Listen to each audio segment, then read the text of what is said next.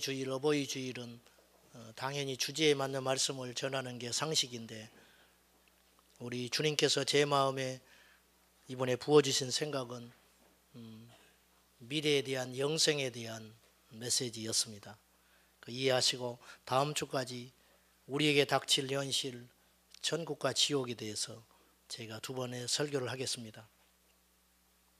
제가 전임 사역을 한 지 18년이 됐습니다. 30에 시작했으니까 18년이 됐는데, 약 장례를 몇 번이나 치렀는가 정확히는 모르겠는데, 적게 잡아서 1년에 5번 이상은 했을 것입니다. 올해도 벌써 4번 장례를 치렀습니다. 그리고 5번을 잡고 평균 5번에 한 번의 장례식 때 가면은 설교를 많게는 4번을 합니다. 많은 때는 4번을 하고, 적게 할 때는 한 번 하지요. 먼 곳에 가서 예배만 드리고 오는 경우가 있고, 평균 2-3번 보고 몇 번이나 제가 설교를 했을까? 그럼 100번 정도 장례를 치렀다면 약 200에서 300번 장례 설교를 했을 것입니다. 근데 할 때마다 제가 참 난처한 경우가 있습니다. 적합한 말이 필요가 없는데, 난처하다는 말도 부족한 표현이에요. 사실은 믿지 않는 자의 죽음 앞에 가서 설교할 때가 있습니다. 그럼 어떻게 제가 설교하겠습니까? 제가 천국에 갔다 할 수도 없고 지옥에 갔다고 할 수도 없어요. 그런 경우가 참 난처합니다. 여러분은 저를 난처하게 만들지 마십시오. 꼭 믿고 가시기 바랍니다. 믿고 가셔야 돼. 이건 욕이 아니죠. 믿고 가라는 건 최고의 복된 소리겠죠. 그 설교를 할 때마다, 오늘 아침에도 지금 발인 예배를 드리고 왔습니다마는, 죽은 자의 귀에 설교하는 게 무슨 의미가 있겠는가? 이미 갈 길이 정해져 있는 떠난 사람들에게 무슨 이 설교가 의미가 있겠는가? 가야 할 사람들, 그리고 아직 늦지 않은 자들에게 한 번이라도 더 천국과 지옥에 대해서 설교를 해야 되지 않는가, 그런 생각을 했습니다. 장례식에 가면 뭐 다른 설교 하겠어요? 천국 지옥에 설교하고 죽음에 대해서 설교하고 그런 거 하겠지요. 근데 그런 설교는 사실은 장례식 때 해서 되는 설교가 아니라고 말이에요. 우리가 들어야 할 설교라. 우리가 들어야 할 설교. 네. 기독교 역사상 부흥의 시대도 있었고 쇠퇴의 시대도 있었습니다. 지금 한국교회는 쇠퇴의 시대를 이제 걸어가고 있는 중입니다. 아쉽게도. 그런데 부흥의 시대가 있었습니다. 또 다시 오리라고 저는 믿습니다만은, 영국에서 웨슬리가 성령운동을 일으키고, 미국에서 찰스 피니, 그 다음에 D.L. 무디, 이런 분들이 대부흥운동을 일으켰을 때 그 시대를 대각성시대요, 대부흥시대라 그렇게 칭합니다. 우리 한국교회사도 마찬가지입니다. 초기 한국교회가 부흥의 시대가 있었습니다.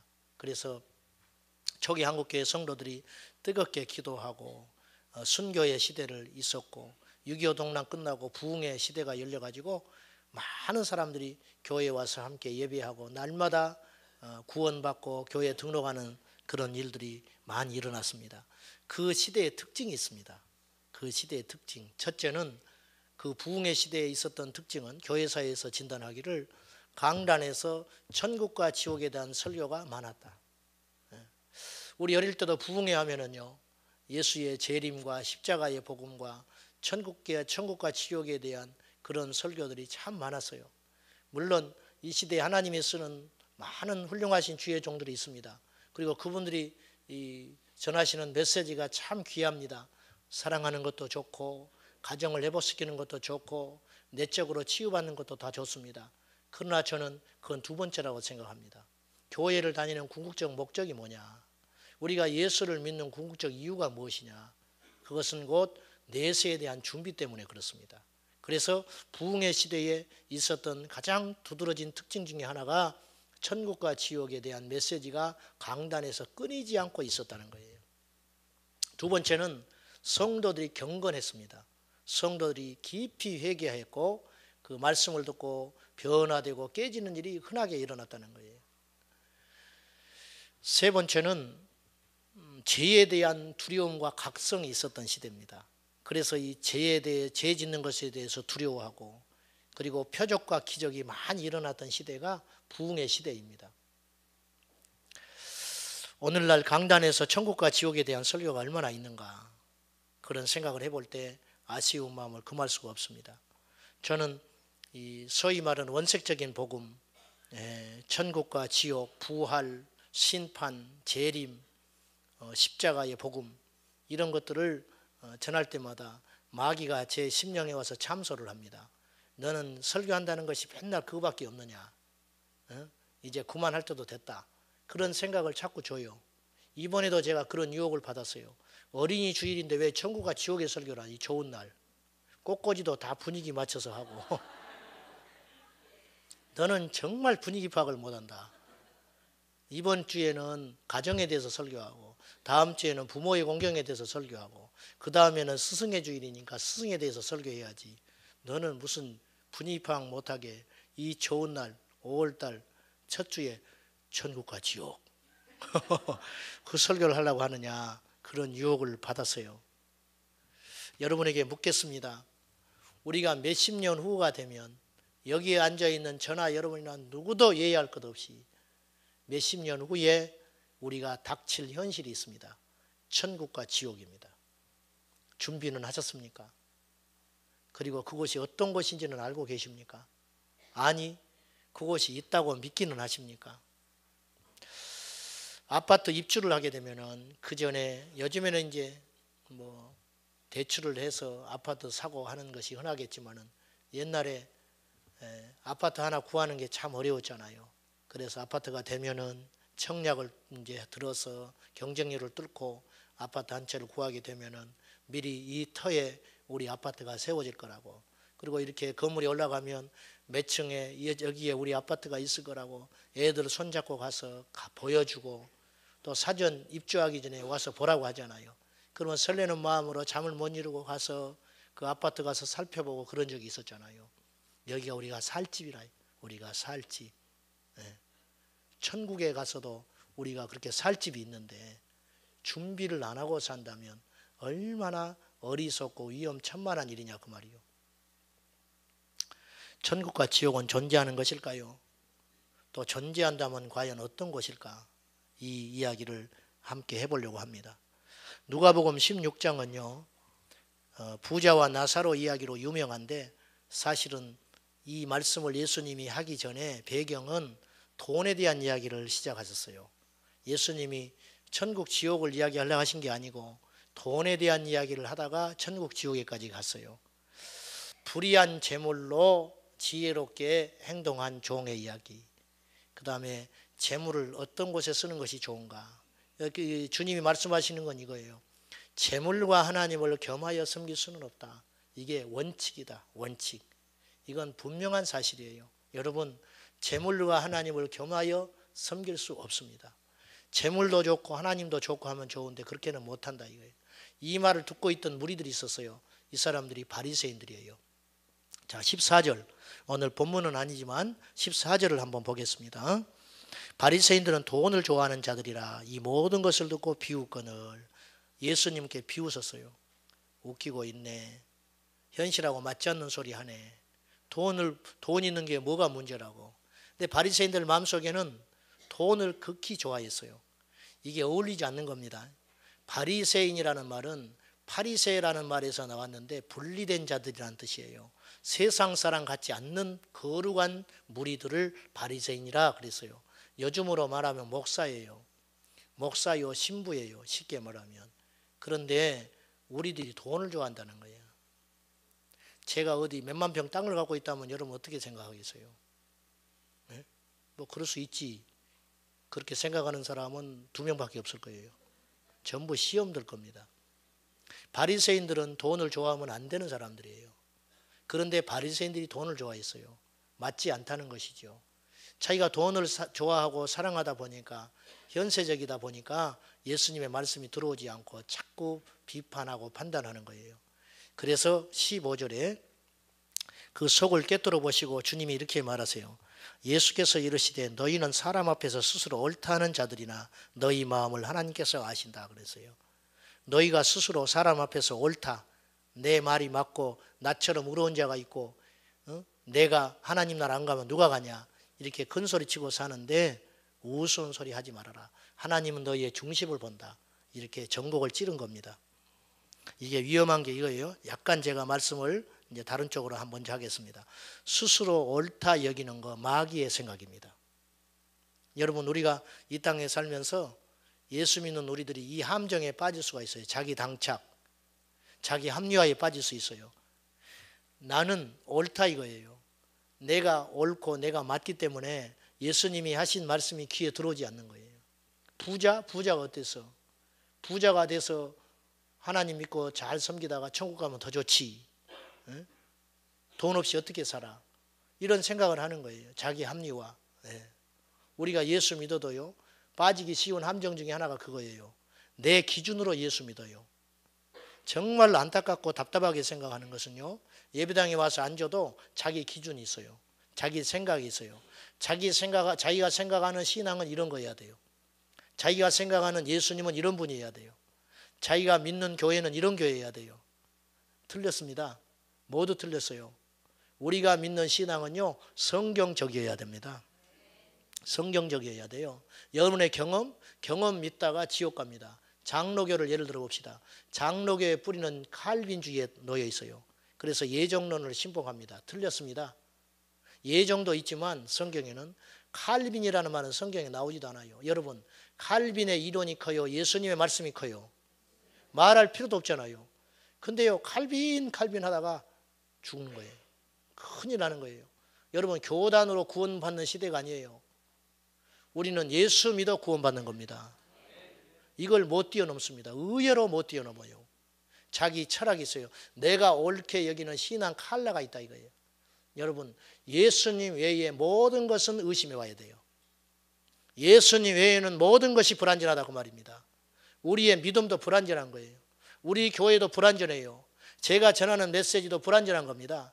그래서 데살로니가 교회 사람처럼 아니고 베레아 사람들처럼 사도행전 17장 11절에 기록된 것처럼 베레아 사람들은 데살로니가 사람 같지 않았고 그들은 말씀을 듣고 집에 들어가면 성경을 펴놓고 다시 살펴봤다는 거예요. 정말 이 말씀이 옳은가? 내가 정말 이 신앙의 길이 옳은 것인가? 진단했다는 거예요. 이건 굉장히 중요한 이야기예요. 아무튼지 바리새인들이 스스로 옳게 여겼다. 대단히 위험하다는 거예요. 여러분, 날마다 영적 껍질을 깨고 새로워지고 강해지고 변화되고 성장하시기를 축원합니다. 제가 누가복음 16장을 가지고 전도 축제할 때도 설교를 여러 번 해봤습니다. 그런데 전도 축제할 때 느끼는 것이 이런 것이었어요. 누군가를 이제 전도해서 모시고 오잖아요. 그러면 기존 식구들은 이 설교를 잘 안 듣는 것 같아요. 왜냐? 이 말씀은 여기 온 손님들이 들어야 할 이야기라는 거예요. 예라고 생각하는 것 같아요. 그것도 속는 거예요. 속는 거. 그렇지 않지요. 지옥에 간 부자가 있었는데 이제 약간 바리새인들이 돈을 좋아했다. 그래서 돈 이야기 하다가 이제 부자에 대한 경고를 주님이 하시려고 하는 거예요. 부자에 대한 경고를 하면서 부자와 거지 나사로 이 두 사람을 비교해 가지고 예수님 비유를 하셨어요. 성경학자들은 오늘 부자 나사로와의 이 예화 이야기를 비유 이야기를 너무 사실적이어서 예수님이 직접 지옥을 경험하고 말씀하신 것이다. 그렇게 말씀하셨어요. 자, 지옥의 설계자가 예수님이에요. 좀 말이 이상한데 지옥도 하나님의 통치 아래 있습니다. 그래요, 안 그래요? 지옥도 하나님 만드셨잖아요. 단지 하나님께서 긍휼히 여겨지시지 않는 것뿐이죠. 그러니까 지옥을 아는 분이 예수님이에요. 아시니까 정확히 이야기하는 거예요. 그래서 사람들의 말은 믿을 수가 없어요. 예수님의 증언을 정확히 드려야 됩니다.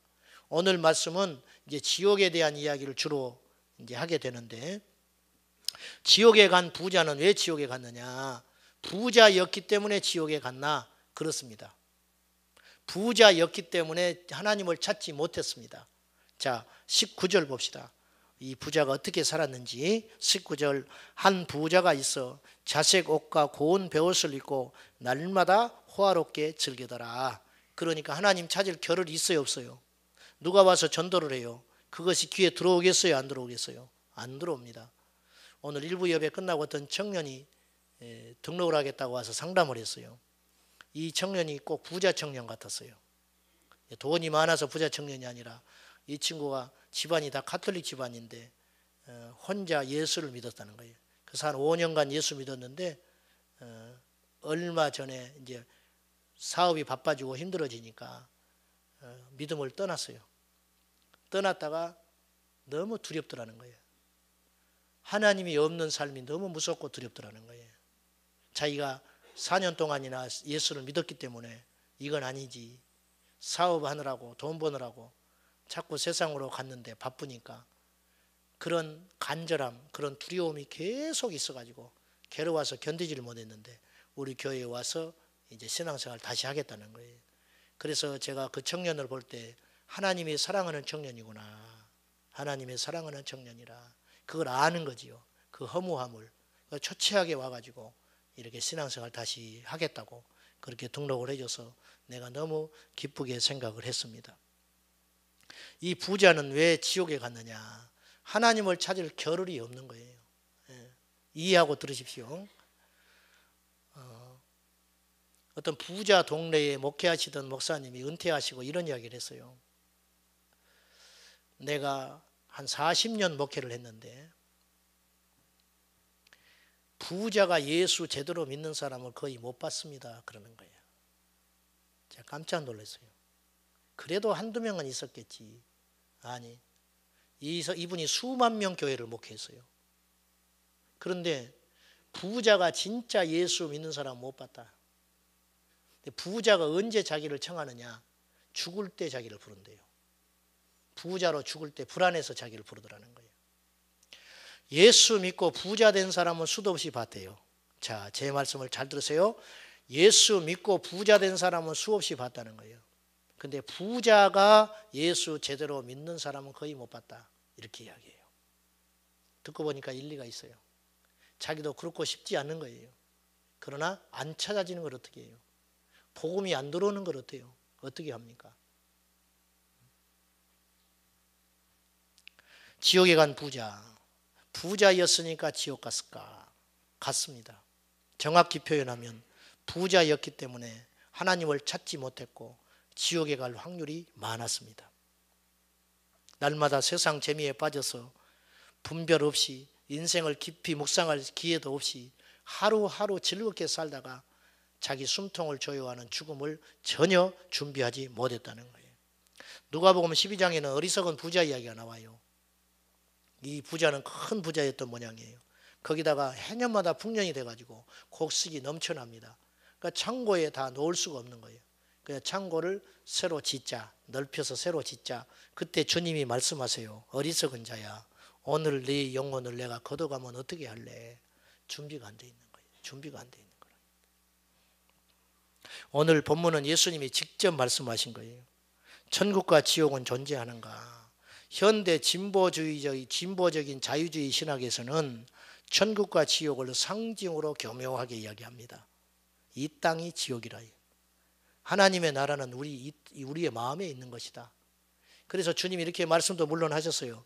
하나님의 나라는 여기 있다 저기 있다 하지 말지니 하나님의 나라는 너희 안에 있느니라. 그렇게도 말씀하셨지만 이것은 통치 어떤 영역에 대한 문제이지 장소의 개념은 이 땅이 하나님의 나라는 아니에요.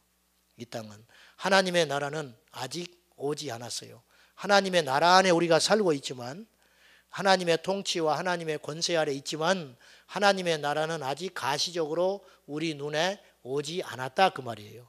천국과 지옥은 앞으로 우리에게 펼쳐질 현실입니다. 그런데 천국과 지옥을 상징으로 비유로 희화화합니다. 신학교에서는 예수 그리스도와 십자가와 천국과 지옥, 죄와 심판 이런 것 원색적인 복음은 가르치지 않고 학문과 신학을 가르치는 데 혈안이 되어 있습니다. 제가 신학을 해봐서 알지요. 신학 가면 딱 시험 들기 좋은 수업 시간들이 많습니다. 예, 믿음이 없이는 오히려 신학을 공부하면서 믿음 까먹을 수가 있어요. 우리나라 신학은 개혁주의 신학의 토대를 갖고 있기 때문에 이 독일에서 종교개혁을 루터가 일으켰기 때문에 이 독일 신학이 강세입니다. 그래서 독일 교회는 이미 쇠퇴해버렸는데 많은 신학자들이 독일에서 공부를 하고 들어와요. 근데 독일에는 성경의 근본주의를 믿지 않아요. 신학으로만 접근을 해요. 그러니까 신앙은 없고 신학만 있는 거예요. 굉장히 조심해야 됩니다. 그래서 천국과 지옥에 대한 믿음을 가져야 되는데, 천국과 지옥은 복잡하게 생각할 것이 없어요. 천국과 지옥은 존재하고 그것은 반드시 우리에게 닥칠 현실이고, 그것에 가기 위해서는 예수 외에는 길이 없다. 이것을 믿으면 되는 것인데, 그렇게 말하는 것을 유치하니까, 그렇게 생각하면 자기가 무식하다는 사람 취급받을까 봐 그걸 그냥 어렵게 꼬아서 원어를 갖다 이야기를 하는 거예요. 그래서 음부는 하데스라 하고 지옥은 게헨나라고 한다. 히브리어는 수월이라고 한다. 근데 이 게헨나라고 하는 것은 원래 이 흰놈 골짜기라고 일컫는데, 바로 사륙의 골짜기, 그런 별명이 있는데, 이렇게 항상 연기가 피어나고 이렇게 공동묘지에도 들어가지 못하는 비참한 사람들 시체를 던지는 시체더미가 있는 곳, 그러니까 지옥 같지요. 거기가 시체 썩은 냄새가 진동하고 이 독수리가 항상 살을 뜯어먹으려고 모여들고, 그러니까 이것이 지옥이다. 이게 사는 곳이 아니지 않냐. 그것이 게헨나다. 그러니까 성경에서 말하는 지옥, 음부 이런 것은, 무저갱 이런 것은 곧 뭘 말하냐면은 상징적인 것이다. 이렇게 이야기하는 거예요. 그러면 슬며시 그 말을 듣는 순간 우리에게 어떤 생각이 드냐면, 지옥이라는 것은 원래 없는 것인데 어떤 성경에서 사상으로 이론으로 만들어 놓은 것이구나, 이런 생각이 슬며시 들어오는 거예요. 이게 사단이 하는 일이라는 거예요. 이게 교회 강단은 복음의 선포 대신에 윤리와 도덕과 현세적인 문제와 이슈를 다루고 있습니다. 예배 대신에 교회가 프로그램이 장악해 버렸어요. 우리 교회는 뭐 없나요? 그렇게 물어보는 사람이 없어요. 있어요. 없어요. 우리 교회는. 그 말은 무슨 말이냐? 뭔 프로그램이 있냐고 말이에요. 무슨 양육 프로그램이 있는지, 우리 아이들한테 뭐 영어라도 가르쳐 주는지, 뭐 이런 걸 물어보는 거예요. 무슨 뜻인지는 알지요. 교회는 하나밖에 없어요. 예수님께 예배하는 곳이에요. 교회는 기도하는 곳이에요. 그것이 안 되고 다른 어떤 것이 되면 무슨 필요가 있겠습니까? 우리도 부족한 것이 많지요. 교회는 치열한 영적 전투를 치르는 대신에 현상 유지에 급급하고 있고, 사람들 관리하느라고 바빠요. 관리하느라고. 그냥 가두리 양식하는 것 같아요. 어느 때는 내가 볼 때. 가두리 양식. 우리 성도들을 가둬놓고 이번 주에 안 왔네. 왜 안 왔습니까? 전화하고 그럼 갈게요. 언제까지 우리 예수 믿어야 돼요? 언제까지? 그게 사랑입니까? 어린아이 만드는 것이죠. 어린아이. 예. 그래서 요새 마귀는 할 일이 없대요. 요새 마귀는 적수가 없어가지고 교회 십자가 종탑에서 졸고 앉아 있답니다. 아무리 교회를 사람들이 들락날락 해도 자기한테 위협적인 존재가 하나도 없어요. 사랑하는 여러분, 우리 교회가 마귀를 두렵게 하는 교회가 됩시다. 마귀를 긴장시키는 교회가 돼야 돼요. 저것들도 성가시게 하는구나. 저 말만큼 안 했으면 좋겠는데 또 시작이네. 또 기도한데 아이고 성가셔 죽겠네. 이런 교회가 되어야지. 그냥 놔둬도 스스로 멸망길로 가는 힘없는 교회가 돼서 되겠냐고 말이요. 지옥은 존재하는가? 지옥은 예수님의 증언을 들어봅시다. 마태복음 5장 22절에 주님이 친히 말하시기를 형제에게 미련한 놈이라 하는 자는 지옥불에 들어가리라. 지옥이 존재한다는 거예요. 마태복음 5장 29절에 산상보훈에서 내 오른눈이 범죄하거든 찍어버려라. 내 오른손이 범죄하거든 잘라내버려라. 그리고 네 백체 중 하나가 없어지더라도 온몸이 지옥불에 가는 것보다는 낫지 않느냐. 지옥이라는 말을 예수님이 친히 언급을 했어요. 있다는 거예요. 있다는 거예요. 마태복음 10장 28절에 몸은 죽여도 영혼은 능히 죽이지 못하는 자들을 두려워하지 말고 몸과 영혼을 지옥에 멸할 수 있는 자를 두려워하라. 그렇게 이야기했어요. 지옥이 어떤 곳인가? 인터넷에 보면은 교회를 비판하는 안티 크리스찬들 있잖아요. 안티 기독교. 그런 사람들이 댓글에다 이렇게 달아요. 지옥 갈란다. 나 지옥 갈라니까 건들지 말아라. 몰라서 하는 소리예요. 몰라서. 지옥이 어떤 곳인지 한번 봅시다. 마가복음 9장 47절과 49절 한번 찾아봅시다. 마가복음 9장 47절부터 49절. 신약성경 70페이지입니다.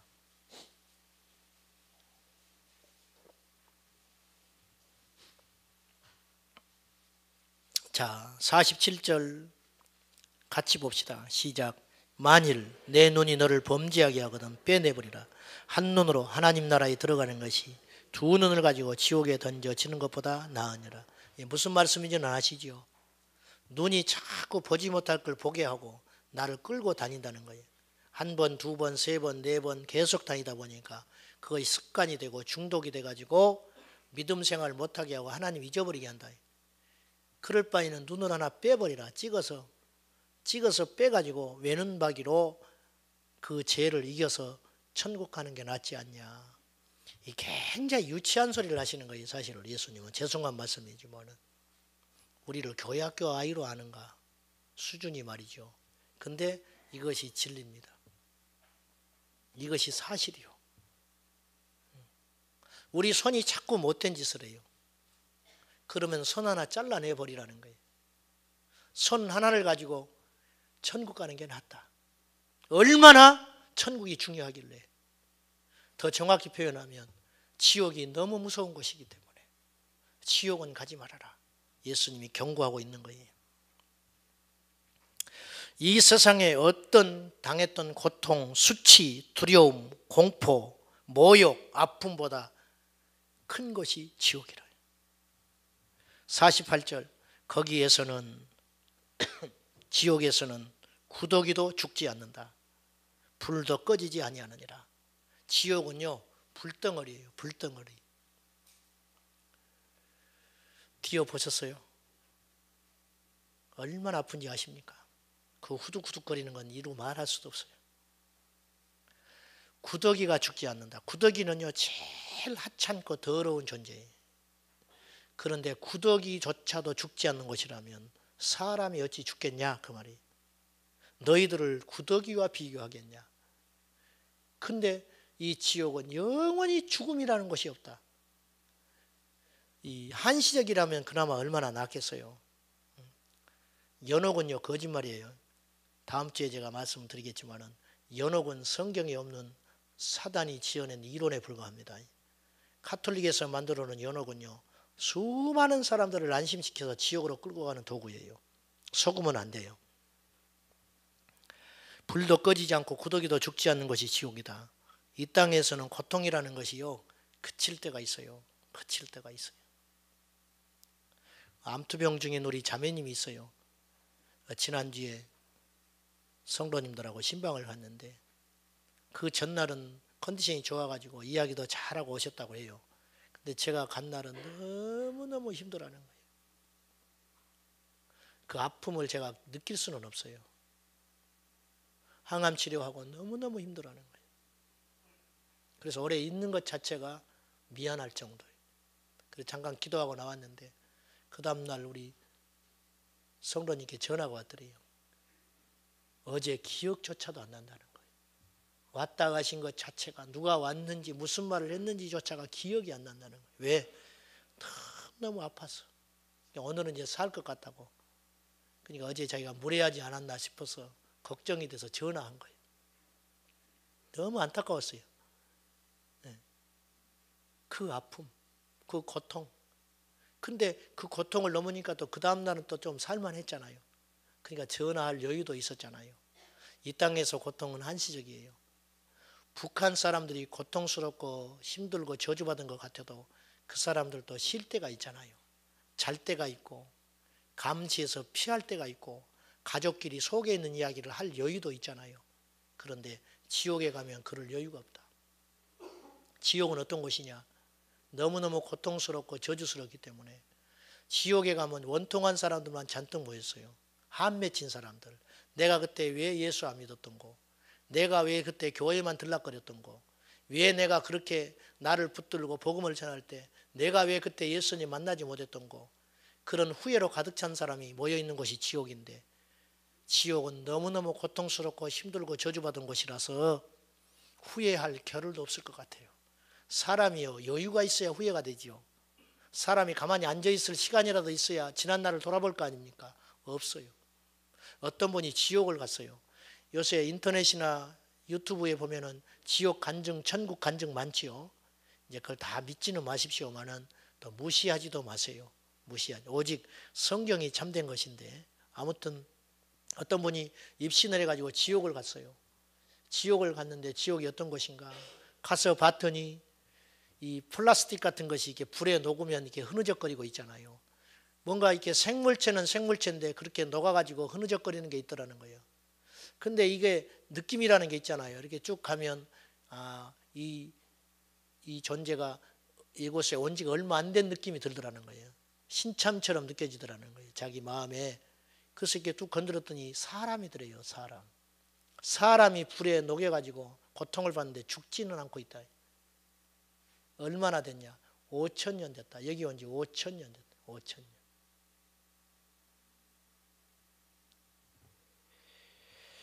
49절을 보세요. 사람마다 불로서 소금치듯 함을 받으리라. 이 현대어 성경에는 이 말씀을 뭐라고 하냐면 소금치듯 한다. 이게 무슨 뜻이냐면 김장을 절이면은 이 소금에 절이지 않습니까? 배추를 소금으로 절이듯이 불로 절인다. 불로. 그래서 이렇게 표현했어요. 불 소금으로 절여지게 한다. 소금에 절이듯 불로 절이게 되리라. 소금으로 배추를 절이듯이 불로 속속들이 사람의 육체 그거를 다 절여가지고 다 흐느적거리게 만든다. 이 고통이 더 두려운 것은 끝이 없는 고통이라는 거예요. 그리고 한번 정해진 결과는 돌이킬 수가 없다는 거예요. 왜 이 땅에서 우리가 그렇게 예수를 믿어야 되느냐? 왜 이 땅에서 우리가 예수님을 죽기 살기로 떠나지 말아야 되느냐? 그것은 이 땅에서만 예수 믿을 수 있는 기회가 있기 때문이에요. 한번 정해진 결과는 절대로 바뀌지 않습니다. 죽은 다음에 내가 예수 믿어야지. 하나님을 모르더라도 선한 행실을 하면 연옥에 가서 지상에 남아있는 사람들이 나를 위해서 기도하면 연옥에서 천국으로 갈 수 있다.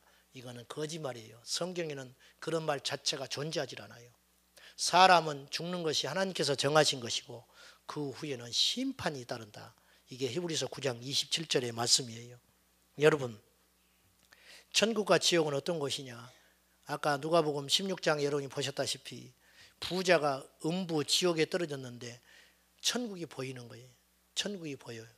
아브람 품에 안겨있는 거지 나사로가 보이는데 자기는 물 한 모금이 없어서 혀가 말라가는데 누구 하나 나한테 물 한 방울 찍어줄 사람이 없어서 천국에 있는 아브라함에게 하소연하는 거예요. 내 혀 끝에 물 한 방울만 적셔 주십시오. 근데 그렇게 할 수 없는 것이다. 여러분, 얼마나 저주받은 것인지요.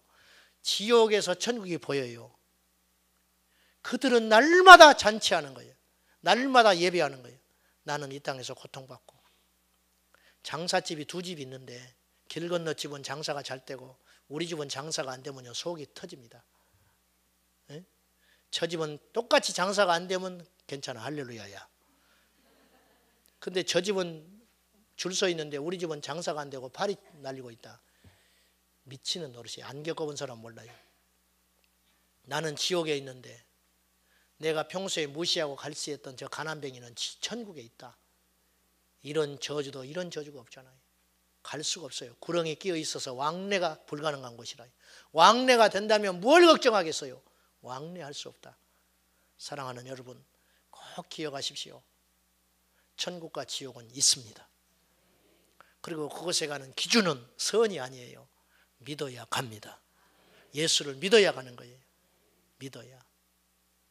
베드로 전서 1장 9절에 보면 믿음의 결국이 뭐냐? 믿음의 결론은 착함이 아니에요. 믿음의 결론은 부자가 아니에요. 믿음의 결론은 성공이 아니에요. 베드로 전서 1장 9절에 믿음의 결국 곧 영원히 구원을 받음이라. 영원히 구원받는 게 궁극적인 목적이라. 왜 우리 성도들이 친절해야 되는지 아세요?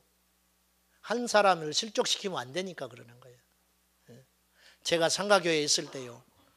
여러분 어떻게 생각할지 모르지만 숨도 크게 안 쉬고 살았어요. 주차 하나도 함부로 하지 않았어요. 왜? 나를 알잖아요. 목사인 줄 알고. 이 차가 내가 타고 다니는 차인 줄 알잖아요.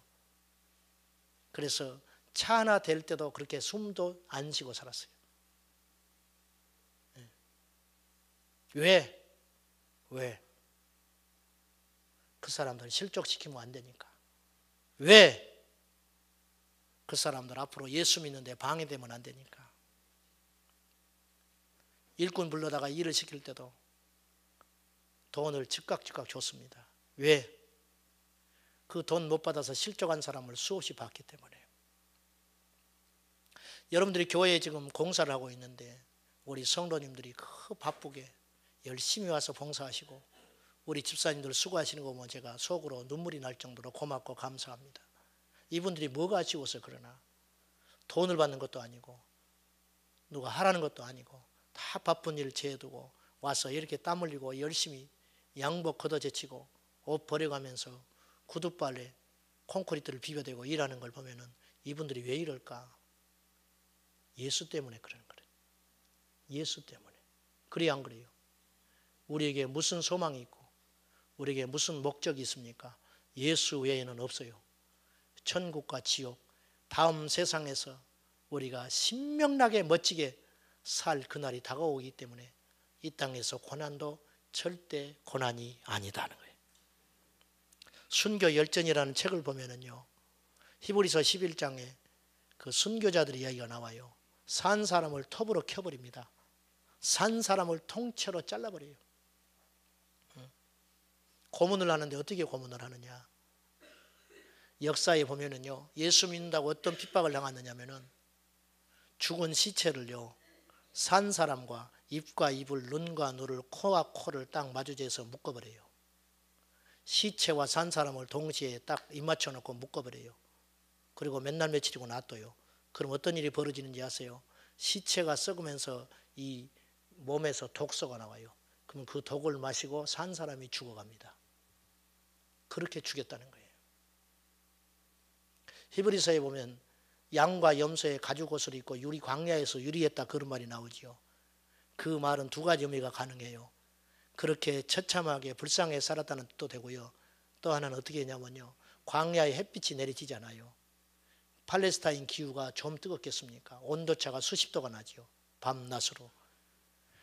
가죽을 벗겨가지고 가죽을 벗겨서 산 사람에다 뒤집어 쓰여놔요. 예수 믿는다고.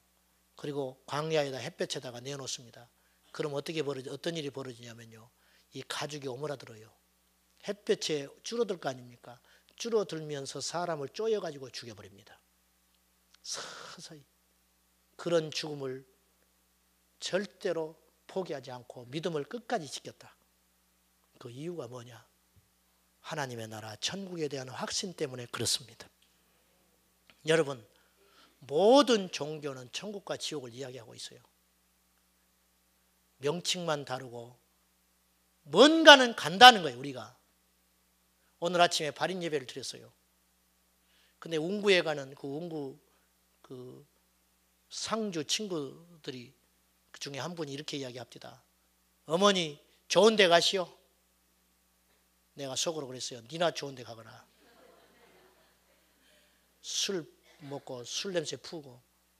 그게 나쁘다는 건 아니지만 제가 말하는 건 안 믿는 사람이 얼굴 벌게 가지고 어머니 좋은 데 가시오.